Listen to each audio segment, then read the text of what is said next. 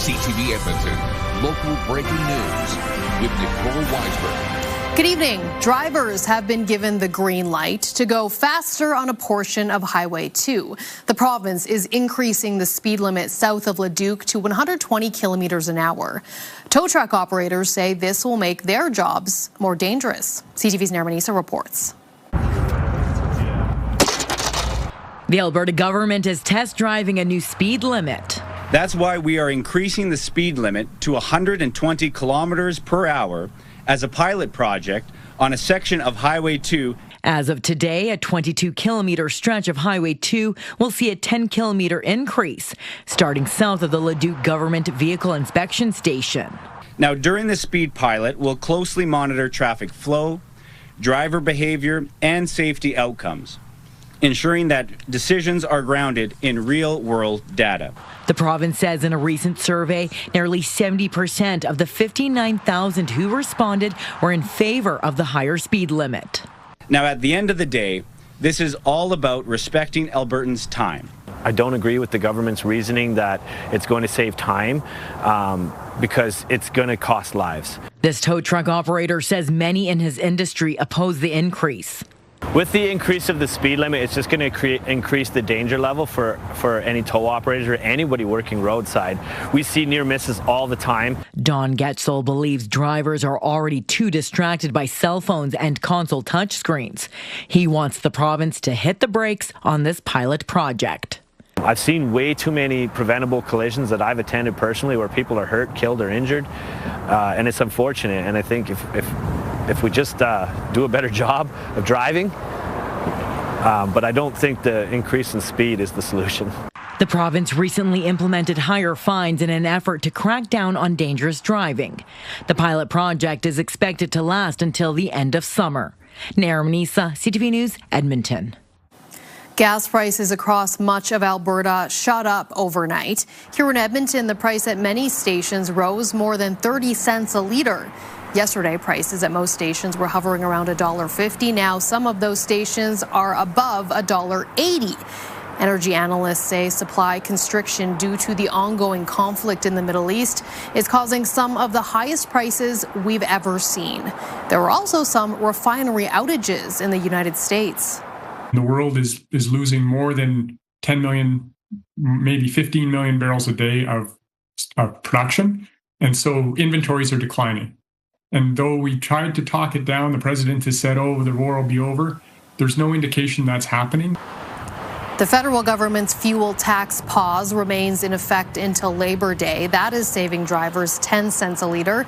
The Alberta government says it is waiting for the quarter to end June 30th before potentially offering fuel tax relief. The number of vehicles abandoned on public roads across Edmonton keeps growing. While city councillors say they're working on a fix, homeowners say they're fed up with the unsightly and potentially dangerous obstacles. CTV's Connor Hogg reports. Every time Sheena Peterson looks out her front door, she sees this, a large white truck that she says hasn't moved since it arrived in mid-March. What has happened since then? Not a thing. Not a thing. I haven't seen any activity with it. Peterson says when it first appeared, the driver returned repeatedly to take stuff out of the cab. A few days later, several people removed construction materials from the bed. No one has been back since. Peterson has reported the truck to 311 repeatedly.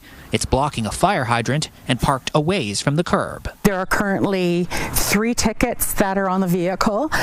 When he was out on the 21st, there was a ticket on the windshield. He took that ticket, so he's aware that he's in violation of where he's parking. Even though more than a month has gone by, Peterson says she's been told there's nowhere to tow the truck to. 311 on bylaw basically advised me that the impound lot for seized vehicles, towed vehicles, is at capacity, that there was nothing that they could do. I think it's important to speak up about it, but also recognizing we do have some constraint. Peterson's councillor Karen Tang says while City Council is working on a fix, it's more complicated than one might think. We do have to follow provincial regulations. I know fall feels like a very long time away, but that particular particular Yellowhead construction is part of the reason why the capacity reduced in the face of growing demand. Earlier this month, Councillor Aaron Rutherford sent a letter to the Police Commission saying there was a backlog of more than 500 vehicles that can't be towed in the city. The backlog is expected to be freed up by the fall when Yellowhead construction moves on. Peterson feels frustrated by the process. It's really disheartening knowing that I've given the city everything that I possibly can. Peterson wants to see another impound lot vehicles can be taken to. Tang says that's a conversation councillors are having. Connor Hogg, CTV News, Edmonton. 40 members of the Edmonton Police Service will be part of the security detail at the FIFA World Cup. EPS says the Vancouver Police Department requested help from June 21st until July 8th. Several policing agencies, including the RCMP, are sending staff. The 40 Edmonton officers will help with crowd control. EPS says it chose carefully to ensure it wouldn't have an impact on Edmonton's policing needs. The positions are paid for through a federal, provincial, and municipal pool of money supporting the World Cup games. Well, 2 exotic birds that were in the back of a stolen truck have been found. RCMP say on Sunday a truck with a crated peacock and peahen was stolen from Stony Plain. Police say later that day, 2 people found the birds still in their crate on Highway 16 near Duffield, west of Edmonton. They took care of the birds until learning that they were stolen. They contacted police, who reunited the birds, named Pete and Hilda, with their owners. Police say the truck they were stolen in is still missing. Elk Island National Park east of Edmonton has long been known for its abundance of bison, elk, and moose, but now there's a new predator calling the park home, prompting a warning for visitors. CTV's Amanda Anderson explains. Bison are usually behind warnings issued by Elk Island National Park, particularly during the spring calving season or fall rut. Now, after decades without, the popular park is also known as black bear country. I think they've been here for a little while, and it's just that they've managed to go unnoticed, maybe. Dr. Ramona Mirage, an ecologist in the park, says as elk populations declined significantly, predators like black bears were forced out. Anything that predated on elk were thought to be undesirable at the time, right? And that was sort of par for the course with how wildlife management was done in the early 1900s. And so across North America, we see that black bears and grizzly bears and wolves and cougars were extirpated from significant portions of the range. This frequent park visitor has seen lots of wildlife over the years, but never bears. Because this is good territory for them, and there is food sources for them. So I'm surprised that they haven't been here. Mirage says there have been the odd sightings over the years, but now there's evidence black bears have fully moved back in. I think the occupation of bears in this region is recent in terms of like having a population that's reproducing and denning and doing all the things that an established population would do. There hasn't been any negative bear-human interactions yet, and park staff want to keep it that way. We have to carry bear spray, we have to travel in groups, we can't go for those solo runs at dawn or dusk with AirPods in. We have to respect the bear's space. It also means not stopping on the side of the road, feeding bears, or leaving food unattended. Mirage says if they become accustomed to humans and their food, that's when problems start. Mirage says a team is studying the predator's return and what it means for the ecosystem in the park. Amanda Anderson, CTV News, Elk Island National Park. West Edmonton Mall is sending one of its sea lions on a new adventure. The mall says after 19 years, Quinty will move to an accredited facility in the United States. She will join a group of female sea lions. Females generally do not continue to live with males outside of mating season. The mall says the move has been carefully planned to ensure her well-being. The mall's animal training supervisor says Quinty will be missed by visitors and staff. It's heartbreaking. They're our colleagues at the end of the day. They're animals that we live and bond with. So it's heartbreaking. So knowing this is the best transition for Quinty in this life stage makes us happy, but of course it's bittersweet. There will be a final show celebrating Quinty on May 30th at 2 p.m. Well, the Edmonton Oilers live to see another day. They're keeping their playoff hopes alive with a big win against the Anaheim Ducks last night. CTV's Evan Kenny has more on the Oilers' top players finding their scoring touch.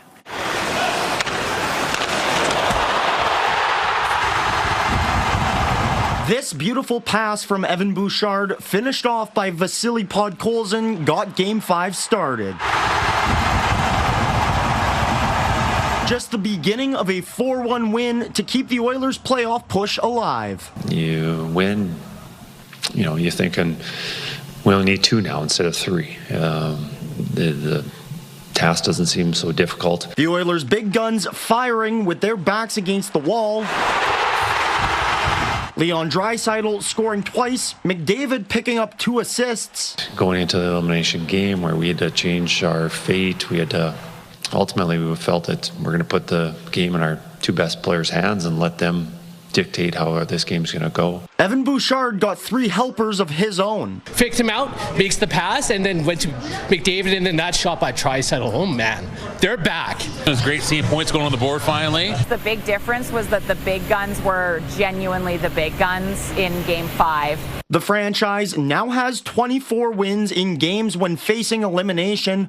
In the last 3 playoffs, they have a 6-2 record in those games, with the only losses coming against the Florida Panthers in the Stanley Cup final. They just continue to show us that when it really starts to matter, that's when they're going to play their best hockey, and when they are playing their best, they're better than most teams. The party in Ice District is not over yet. A couple more games. A Game 7 just means more wings, more fun here in the district, so we're in for it. Oh yeah, I'm excited, yes. The Oilers are back. We're winning Game 6, Game 7. Game 6 is in Anaheim on Thursday. Evan Kenny, CTV News, Edmonton. The Bank of Canada says it expects inflation to ease next year. Today, it decided to keep its key interest rate at 2.5%. The central bank expects the Canadian economy to grow at a moderate pace as it continues to adjust to U.S. tariffs. It also says inflation has moved up due to higher oil prices linked to the war in the Middle East. Still, the bank projects it will ease back to the 2% target in 2027. The Bank of Canada governor says while the key rate is probably at the correct level, that could easily change. Well, skyrocketing insurance rates have left a Sundre man scrambling for a solution. The 80-year-old was shocked when his insurance company told him his rate is nearly tripling. CTV's Moses Waldo has that story. Perry Vardis has contributed to his Primerica life insurance policy for nearly 4 decades. The 80-year-old has seen his monthly payments increase over that time. But a letter from Primerica sent this month left Vardis in shock. From just over $600 a month for $250,000 in coverage. To me, no fair. I think, in my opinion, it's a rip-off. He was expecting peace of mind, and what he's lost is that peace of mind. It wasn't until CTV began asking questions about the rate hike that Primerica Canada offered the senior the same rate, but for a smaller payout. In a statement, the company tells us their premiums remain fixed for an initial period, then renew at higher rates outlined in their policy. With the help of Perry's son, the two work to find another insurance provider at a better rate, but no luck. At his age, they don't want to cover, and if they do find it, it's going to be the price is going to be so inflated to try to make their money back on the short end. I pay all of those years, 35 years just about. All of a sudden, nothing. Having your nest egg in just life insurance is something term life expert Glenn Cook has seen in the past and says putting funds into life insurance alone should be the last thing you do. Always RRSPs and TFSAs first. Don't put money into a life insurance policy until those are maximized. Once those are maximized, call your life insurance broker. Fortunately for Vardis, he has his son to make up for any shortfall. I'm his son. He's taking care of me when I was growing up. It's my turn to take care of him, and I'm okay with that. Moses Wildu, CTV News, Calgary. After the break, an Alberta man with chest pains dies less than a half hour after being discharged from hospital. Just really frustrated, angry, anxiety, traumatized. Good evening, folks. Temperatures up to 17 degrees for a daytime high today. Look at Grand Prairie at 22. I think we'll be up around 22 degrees tomorrow afternoon. Full look at that and the chance of some showers for late Friday in just a few minutes.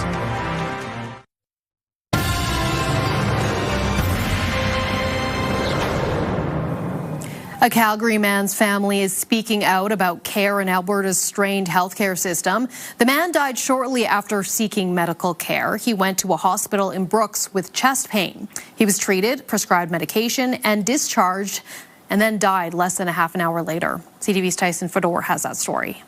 61-year-old Feng Nguyen was working construction in Brooks on April 18th, but early into his shift, he started to feel a pain in his chest. I got a phone call from his boss saying that he's having a severe chest pain, and then his co-worker already transported him to the emergency Brooks Health Center. His niece Ni Nguyen set off for Brooks from Calgary to make sure her uncle was okay. Nguyen's family says he had previous heart conditions and stomach problems. A doctor in Brooks prescribed pantoprazole magnesium, a medicine to treat acid-related stomach problems, and sent him home. But in the car on the way back to Calgary, Nguyen continued to complain about chest pain. He took his last breath less than 30 minutes after leaving the hospital. All the doctors and nurses would have listened more carefully, understand what's the patient's symptoms, diagnosis. The family filed a complaint with Alberta Health Services and now wants to see change. Hoping that another family member don't face with the same situation like this. In a statement to CTV, AHS called it a tragic outcome, and our thoughts are with this patient's family and loved ones. It also says we take situations like this very seriously. Nguyen leaves behind a wife and 2 young children, including his 12-year-old son, Henry. I was in full grief. I miss my dad so much. Henry is only left to remember his father through pictures on his phone and wondering about his father's last words. Yeah, mostly always comes to me in the morning and says good morning, and then always hugs me. And despite life-saving efforts from his niece and eventually emergency services, Nguyen was dead and transferred to nearby Bassano. It's really frustrated, angry, anxiety, traumatized, everything kind of emotions at the same time. His family says the medical examiner determined that his death was due to heart failure. The province will spend $400 million on new continuing care homes across Alberta, including 3 here in Edmonton. The money will go towards 11 continuing care projects, which are expected to create more than 1,100 new spaces for Albertans. The province says projects were chosen based on community need, project readiness, and financial viability. The care homes must operate for a minimum of 30 years and provide 24/7 support. Alberta's Social Services Minister says a growing, aging population means getting new spaces built fast is a priority. We want projects that we know can start moving dirt and create homes for people, in a year and a half. And so we'll continue to have conversations with other providers to get other projects that are coming down the line. You're also going to see the department announce a more comprehensive, detailed 10-year plan shortly that builds upon this initial investment. In addition to the 3 projects in Edmonton, funding is going towards projects in Calgary, Cochrane, Leduc, Wetaskiwin, and Red Deer. Well, it will soon cost more to park in Sylvan Lake. Rates are rising on Friday. The most significant increase impacts the lots closest to the lake.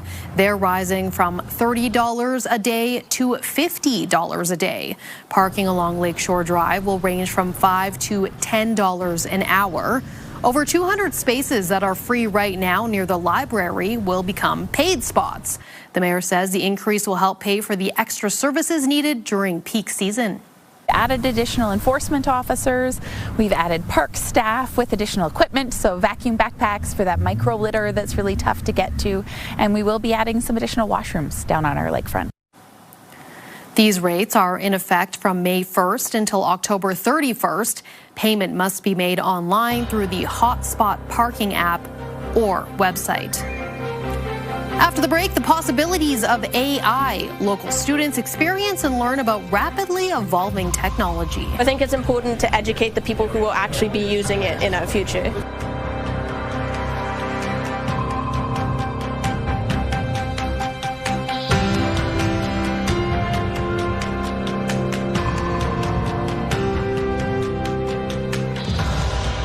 Thursday in your morning, we're throwing things back to a more thoughtful time for tunes. We're talking mixtapes and burned CDs. And remember that thing.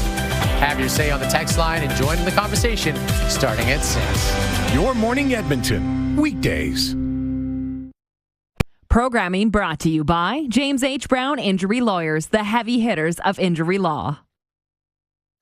Welcome back. A little touch of frost in the Edmonton area this morning. -1 to start the day. Morning lows for the rest of the next 5 to 7 days are going to be above 0. Low-lying areas outside the city, you might still see some patchy frost. But in the city, I think we're frost-free for the next little while. 17 degrees above average. And we'll be above average for most of the next week and a half for daytime highs. More sunshine tomorrow. I think there's a little extra cloud cover than what Futurecast is projecting here for Thursday afternoon across northern parts of the province. And then Thursday evening, you get a chance of some showers in the northwest. A little cool front dropping in. That low pressure system stays well to the north. You get some showers across northern parts of the province Friday morning. Chance of some scattered showers a little further south Friday afternoon into Friday evening. And so we've got a chance of some scattered late day showers in the Edmonton area on Friday. 0 in Fort McMurray tomorrow morning. We'll be around +2 in Edmonton, -2 for the Red Deer region. Look at some of these daytime highs tomorrow. 23s for Grand Prairie, Edson. Should be around 22, 23 degrees in through the Whitecourt area. Fort McMurray up to about 19 tomorrow. You get an 18 in Lloydminster and daytime highs near 20 in Red Deer and Jasper. Here in Edmonton, sunny with a few clouds, light wind, 22. Friday, some increase in cloud, chance of some late day showers, high of 19. We'll still be in the high teens, close to 20 on Saturday, low 20s for Sunday. And then another chance of some scattered showers late Monday. 2 of the coolest days in the next 10 are Tuesday and the following Saturday, May 9th. And those highs of 15 are no worse than average. So the cool weather is well behind us. And most of the next week and a half, warmer than average. That is your forecast.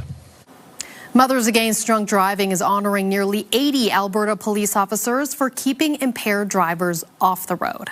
And that's why we are there, to make sure that everybody is safe on the roads and nobody gets hurt or injured. Wetaskiwin RCMP Constable Surendra Singh was one of the officers recognized at today's awards ceremony. Over the last year, he stopped 110 impaired drivers. An impaired driver killed Linda McCullough's daughter Jennifer in 2003. The MAD volunteer says these officers have likely saved countless lives. And this event, I would sneak into if I could. It just warms my heart. It's so wonderful and shocking to hear about how many impaired drivers this group has taken off the roads. MAD Canada's Corporal Cummings Watch Awards ceremony started back in 2015. It honors Corporal Graham Cumming, who was killed by an impaired driver near Lethbridge in 1998. Well, hundreds of Edmonton students went on an AI-themed field trip today. The Student Artificial Intelligence Conference invited public school students to explore the possibilities of AI and future career opportunities. Both industry and post-secondary reps were on hand to discuss what they do and answer questions from curious students. They are our future, so if they don't know how it works, if they don't know the goods, like the pros and cons of it, then AI doesn't have a future, or it will, but it won't be being used to the best of its ability. The conference was more than a series of lectures and discussions. Students were also able to gain hands-on experience using AI in a variety of ways. Animals at the Edmonton Humane Society have some new toys to call their own thanks to some local students. This morning, grade 3 students from Father Michael Moreau brought a box of full handmade toys and cards to the Humane Society. The students used donated recycled materials to braid fabric into tug toys and balls for bunnies. This was part of a project that put the kids in charge of choosing how they wanted to help their community. Teachers say it helps the students learn about leadership, compassion, and being responsible citizens. I want the kids to know that they are citizens not only of our classroom, but also of their world. And so I always try to do a social justice project, and I let them take the reins on it so that they know that they are citizens, even though they might be small, and that they can make a difference in our world. Even if it's little, it can make a big impact. I think my favorite part was that knowing that we were doing something good for our community and that we can do something even though we're small. Students also participated in an education program and, of course, got to spend a little bit of time with the animals. And that is our show for tonight. Thank you so much for watching. Have a great night.